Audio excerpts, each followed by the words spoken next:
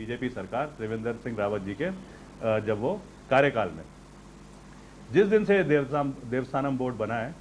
उस दिन से, क्योंकि तीर्थ पुरोहितों से तो पूछा नहीं गया, तो उस दिन से ना उस पर हंगामा चल रहा है, हड़ताल में बैठे हैं तीर्थ पुरोहित। अब तीर्थ पुरोहित अगर हड़ताल में बैठे हैं मंदिरों में और सरकार उनको सुनने को तैयार ही नहीं है, मतलब ये धर्मस्थल है, सरकार वहाँ पे कोई चीज़ बिल्कुल अपने फैसले से बदली करने को तैयार नहीं है, तो तीर्थ पुरोहित 1 साल के बाद में उस स्टेज में आए कि उन्होंने खून से चिट्ठी लिख के, अपने खून से चिट्ठी लिख करके प्रधानमंत्री जी को भेजी, तब भी किसी की समझ में नहीं आया। अब बचा इलेक्शन से पहले 3-4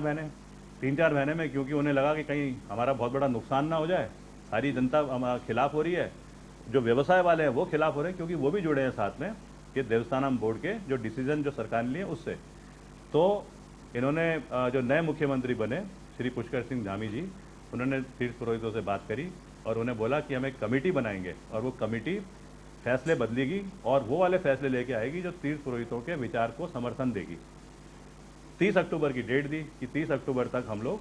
ये कमेटी का फैसला, निर्णय आपके सामने लेकर के आएंगे।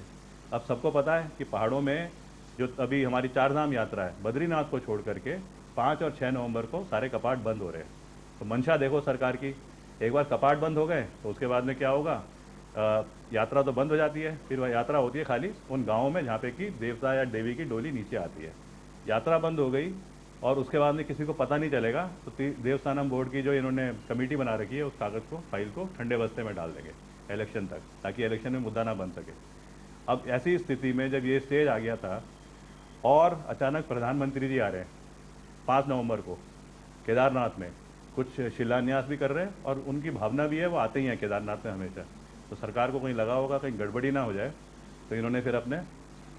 मंत्रियों को बोला कि तुम जा कर के देखो। तो मंत्रियों ने अपनी सेटिंग करने के लिए कि मैं जा कर के ठीक करता हूँ, ऊपर जाने का मूवमेंट शुरू करा। तीर्थ पुरोहितों को समझ में आ गया कि हमारे साथ तो गेम खेला जा रहा है, तो हमारे जो पूर्व मुख्यमंत्री है जिन्होंने ये हीन सोच के साथ में देवस्थानम बोर्ड को अभी तक सपोर्ट कर रखा है कि गलत नहीं है, वो गए केदारनाथ। और क्या हुआ कि केदारनाथ में जो धाम है, एक मतलब इस तरीके का प्रकार है, नीचे से रास्ता है, उस धाम में अंदर घुसने के लिए जो पुल है, तीर्थ पुरोहित खड़े हो गए, काला झंडा लगाया और हाय हाय करी और अंदर नहीं घुसने दिया पुराने मुख्यमंत्री को। तो त्रिवेंद्र सिंह रावत जी वहाँ पे भी मेरे ख्याल से अगर बोल देते ना तीर्थ पुरोहितों को कि शायद हमसे गलती हो गई, तो तीर्थ पुरोहित तो इतने दिलदार भी हैं कि वहीं क्षमा कर देते और चीज़ें खराब नहीं होती।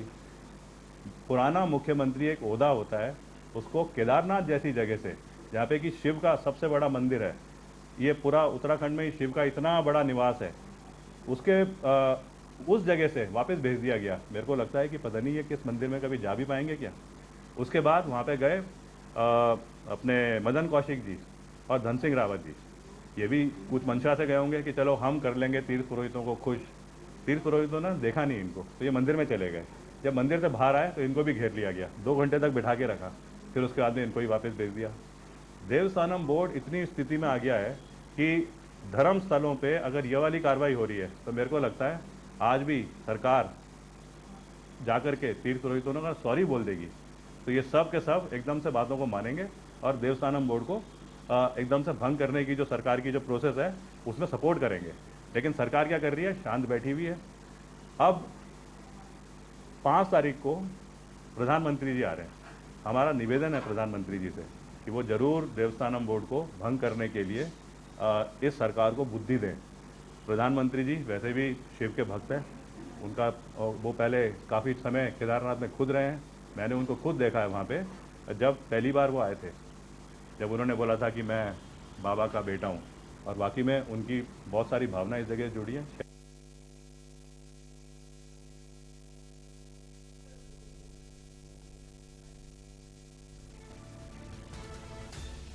आम आदमी पार्टी के नेता कर्नल अजय कोठियाल ने देवस्थानम बोर्ड के खिलाफ प्रेस कॉन्फ्रेंस की, जहां उन्होंने बीजेपी पर जमकर निशाना साधा। इसके साथ ही उन्होंने ये कहा है कि प्रधानमंत्री नरेंद्र मोदी केदारनाथ दौरे पर आ रहे हैं 5 नवंबर को, तो उन्हें पंडा पुरोहितों और देवस्थानम बोर्ड के लोगों की बात सुननी चाहिए। और यहां लेंगे एक छोटा सा ब्रेक, फौरन लौटेंगे।